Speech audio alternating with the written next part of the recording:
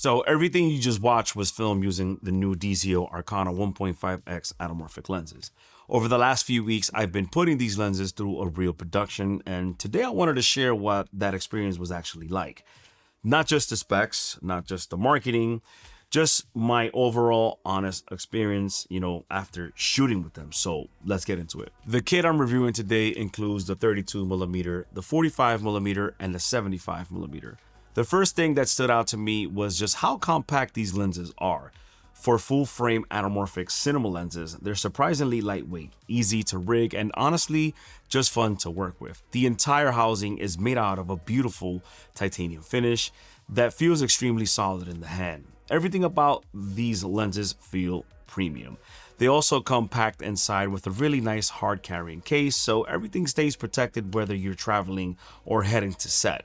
If you decide to purchase this set with the 3 lenses, DZO is actually doing a nice gift to you guys and giving you their upgraded brand new Octopus to PL to whatever mount you want, which is this adapter right here. For this case, actually, I have the PL to E, which is for the Sony system. And as you can see, the 2 means this is the new version, which I actually really am thankful that DZO included that. And they also sent me, for the purpose of this video, the L mount version, which they know I was gonna plan to do the video with 2 cameras, which is my Sony FX3 and my Blackmagic Pixis, which is just a breeze. It's just basically changing the lenses instead of just changing rigs, which honestly, it is super awesome. So thank you, DZO, for sending both adapters. These are full frame anamorphic lenses with a constant T to 1 aperture all the way across the 16. One thing for sure that I actually appreciate, that it has a smooth 270 degrees focus rotation, and for that beautiful bokeh, it sports a 14 blade iris. Everything stays consistent. If you're if you're using a matte box system or a follow focus, you're not rebuilding your entire rig every time you switch lenses. They're also all around the 700 gram mark, making them great for handheld work, gimbals, and lightweight cinema rigs. Now let's see how these actually perform. One thing I noticed right away, these lenses are sharp, not just in the center, but all the way across the frame. So I have the chart pulled up. As you can see, I have the 32mm Arcana mounted, and it's wide open at T2.1. And if you notice in the center, it is very tack sharp. And also in the top middle and the bottom middle is very tack sharp. Even in the edges is a little bit soft, but I can still see with my focus peaking that is very sharp. Let's stop this down to T2.8. And pretty much the same, just a little bit more sharper now on the middle, which is to be expected. But let's stop it down now to T4, which is my average. T2.8 to 4, that's what I like to shoot in. And basically the entire frame is tack sharp. Let's stop it down to T5.6, and as you can see, the entire image is tack sharp. Let's move on to the 45mm. Okay, so I have mounted the 45mm and I have it at T2.1 wide open, again, just like the 32mm. And it's basically pretty much similar, the same results, tack sharp in the middle, top middle, and bottom middle. So let's stop it down to T2.8. And now I'm starting to see the entire image regroup from wide open to T2.8. So it looks tack sharp. Let's stop it down to T4. Now the entire screen, from what I'm looking at my focus peaking, it is tack sharp. Let's stop down to 5.6. And again, now everything is pretty much sharp. All right, so let's switch to the 75mm. So I switched to the 75mm, and as you can see, it is very much tack sharp in the center, top middle, and bottom middle. I mean, these lenses are very much consistent with one another. So let's stop it down to T2.8. The entire image looks pretty much sharp from what I'm seeing with my focus peaking.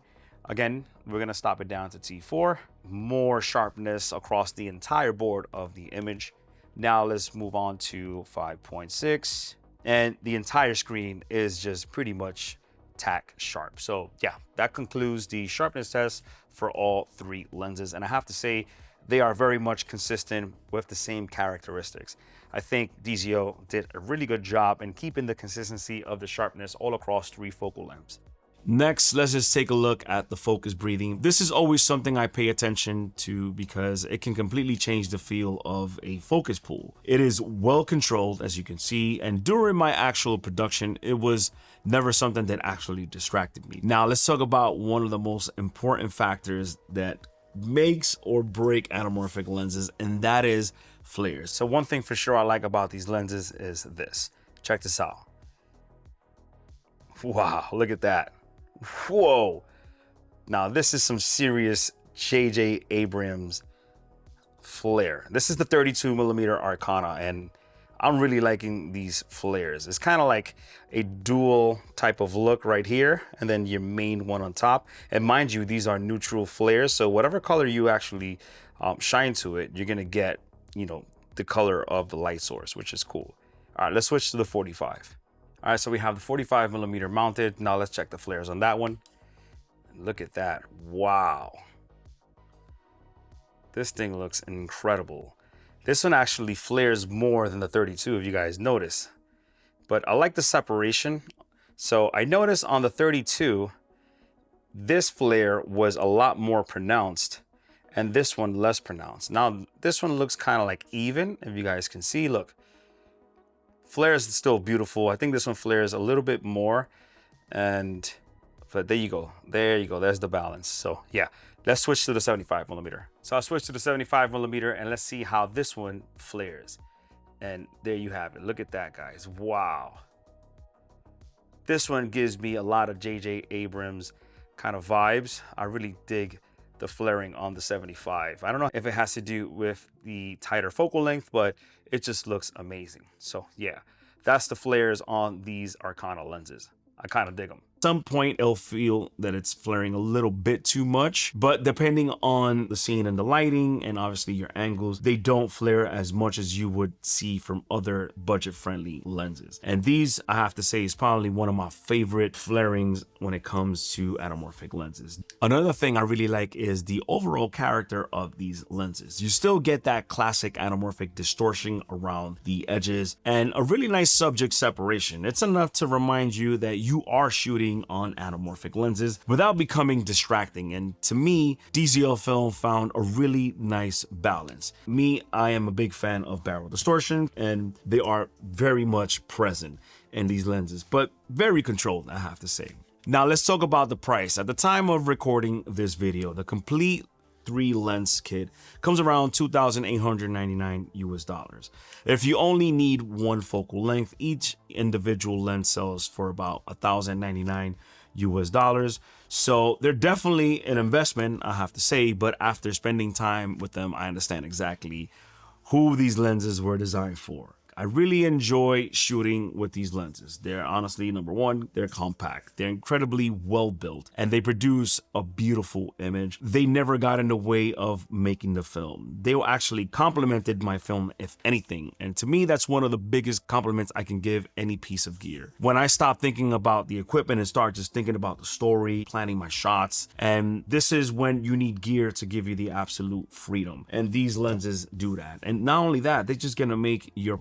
I want to say a huge thanks to DZOFILM for sending out these lenses for me to review it and the adapters, and I'll be working on a second video. So if you guys are interested on knowing anything more about these lenses for now, just feel free to leave them in the comments. So if you guys are interested in picking up the set or each individual lens, I'm gonna leave links in the description so you guys can check it out. So this is gonna be it for me. I hope you found this video useful, informative, and if you did, go out there, create, and I'm gonna catch you guys in the next video. Peace.